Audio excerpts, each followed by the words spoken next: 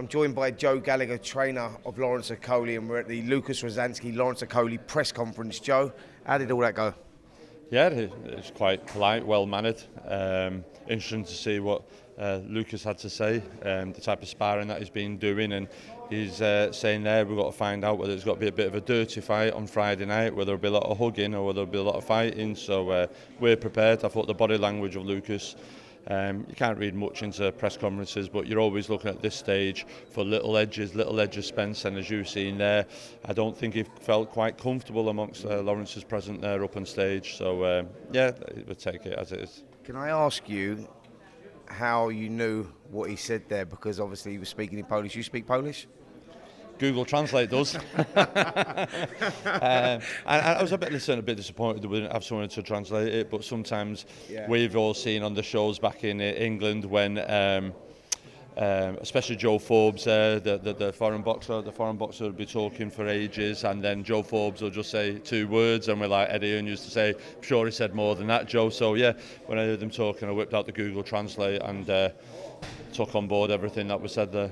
Listen, look, we saw the fight with Chris Billam-Smith nearly a year ago to the day that fight was. We saw there that possibly Lawrence Okolie looked like he may be struggling for the weight. I don't know if the punch resistance was there. The punches seemed to be hurting him. I think it was an obvious move that he was going to move up, Joe, but what we didn't see was him changing trainers and coming to you. I mean, and you tell me it's been working well. Yeah, listen, I have no idea what went on in the camp for that fight with Chris Billam-Smith. All I know, with Lawrence, started doing some work in December with him when he did a bit of sparring with Joseph Parker before the big night over in Saudi when Parker fought. And then we did a little bit in February with there, and I said to him, listen, you've got to come over to Manchester and Moss Side, Champs Camp, and see if you still have that grit in you and that hunger and desire. And he has done. He's been over there 6-7 weeks now, and we had a great training camp. We had multiple sparring partners, and he's really performing at the new weight and looking impressive. And I just need him to go out there now on Friday night and do what he's been doing in the gymnasium. I mean, what is it you've had to work on with him, Joe? Is it like the physicalities of him, or is it more the psychological side of him? I mean, what is sort of like you had to work on most, do you think?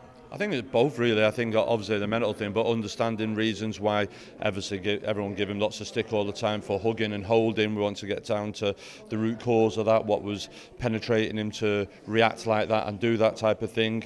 And then also the physical side of it as well, obviously being now at the new weight, Bridger weight, 16 stone. He's big specimen, does have to boil down, and his punching power is brought up with him as well, and that's been evident in the sparring. But it's been more so obviously getting the mental aspect, understanding where we're going here. It's the first time Lawrence has fought outside of the UK. We're here in Poland. This is his own turf. He's fought 3 times in his last 5 fights here. He's never fought out of Poland. His last 2 fights have been first round knockouts. So Lawrence has got to understand what we're doing here, and I've always used the fight of Marvin Hagler coming into London when he fought Alan Minter in a hostile atmosphere and ripped the title away that night, and that's what I'm wanting Lawrence Okolie to do here on Friday night.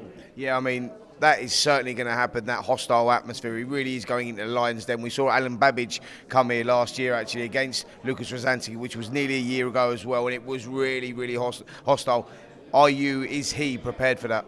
Yeah, he is, and we can do the best that we can do in training. We've set the right environment, the right mindset. Obviously, we had Babbage in camp sparring. He was telling us this and that, and but we've just got to go out there, stay focused, not listen to the crowd, and just go in there and get a job done. And that's what we're there for. Is it all about just finding the timing and getting the shots going? Because we know what Lucas Rozanski is going to do. He's going to come flying out the traps like he does. 15 fights, 15 wins, 14 of them by KO, and never gone past 4 rounds. So it's going to be a fast start from Rozanski. So obviously you've tactically worked on that. Yeah, but listen, there's numerous things we've worked on. Obviously that's what we're all expecting. Lucas Rozanski may come out, he wasn't a bad amateur himself, and box for the first round and throw things. So we've got to look at him.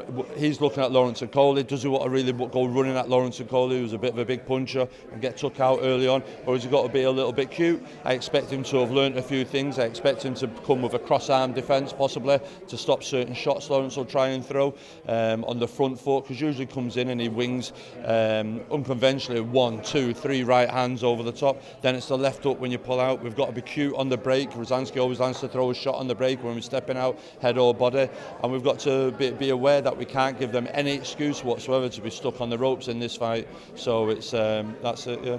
Yeah, I mean, Joe, you are really a great student of the game. You study fighters and you work stuff out. It sounds like you've got a game plan going into this one. Lawrence looks in a great place as well. A happy fighter is always a dangerous fighter, and he looked nice and relaxed up there.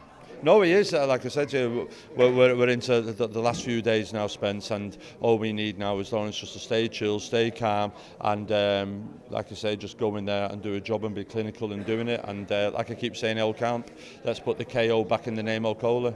Yeah, listen, Joe, just want to switch it up a little bit now. Obviously, Tyson Fury, Alexander Usyk at the weekend. What was your thoughts on that, by the way? Who did you think won that contest? It was a very close fight. I gave it Usyk by 1 round. I thought it was a great fight. I thought Usyk started very well, and then I had sort of like Tyson up 4-2. And I think there was a point he hurt Alexander Usyk with a great uppercut, and there was a moment there where he maybe stepped on the gas and most would try to have got the finish, but he didn't. He thought he'd pace himself, and then obviously he got caught with the shot in round 8, broke his nose. I won't say distress, but obviously it was uncomfortable for him to take that shot. Bleeding from nose, helping it hard for his breathing. Then round 9, wow, what a 9, and he survived that. And Alexander Usyk nearly took him out of there. There's been lots of talk about the count and the referee and everything else, but take nothing away from Alexander Usyk. But for Tyson Fury then to be able to come out then and do a round 10, 11 and 12 in the fight, which shows a remarkable, unbelievable recovery. But like I say, I thought Usyk won on the night. It was a close fight, and I'm looking forward to seeing the rematch. Does he go into the rematch again? Does Tyson Fury go into that immediate rematch in October? I mean, there's talk of that. You know, we've got Anthony Joshua possibly boxing the winner of Philip Hrgovic, Daniel Dubois. That's now for the vacant IBF title. So, I mean, where do you see the roadmap now? And like for Tyson Fury, is it the immediate rematch? Do you see Anthony Joshua fitting in there at any time? Yeah, just before I spoke to you, Spence, I seen Tyson Fury's triggered the rematch. He wants to go straight back into it in October, so that's it now. I think him and Alexander Usyk now, they'll most probably have a good break, and then they'll start looking to get into camp at the back end of June, ready for the big fight in October. And it's a fight that all the world wants to see. It was a great fight, it was a great spectacle. I'm sure it'll do good numbers again. And listen, we've both been happy, wouldn't we, if we'd see Usyk retire and sail off into sunset, and Tyson Fury with what they'll both achieve. But fair play to them, they both want to go at it again. And I, for one, will definitely tune in to watch it. How does Tyson Fury beat him this time, Joe? What has he got to do different to what he done the last time? I think maybe they were a little bit surprised in the way that Usyk started quick, pushed Tyson onto the back foot. I do feel Tyson needs, like you said, I think you heard Sugar saying in the corner, you need to be on that front foot and putting his weight behind his shots, not just flicking with the shots. Like I say, there was a different Tyson Fury in the second fight with Deontay Wilder. Will we see an adaptation and Tyson Fury be able to apply that again for this second fight with Usyk? Who knows, but Tyson Fury has always managed to find a way to come back and win. And maybe that we'll have to wait and see, can he do that the second time. But Usyk now has gained confidence of being in there, but how much of that fight has it took out on both fighters as well? So listen, I'm looking forward to it. It's a great fight, and boxing's thriving again. Yeah, we're looking forward to the rematch as well. We're also looking forward to Lucas Rozanski, Lawrence Okolie, Friday night out here in Poland. Joe, as always, mate, thanks so much. Yeah, no problem, it's been a pleasure, mate. Yeah, no problem. Make sure you guys tune in to talkSPORT this Friday for all the live action.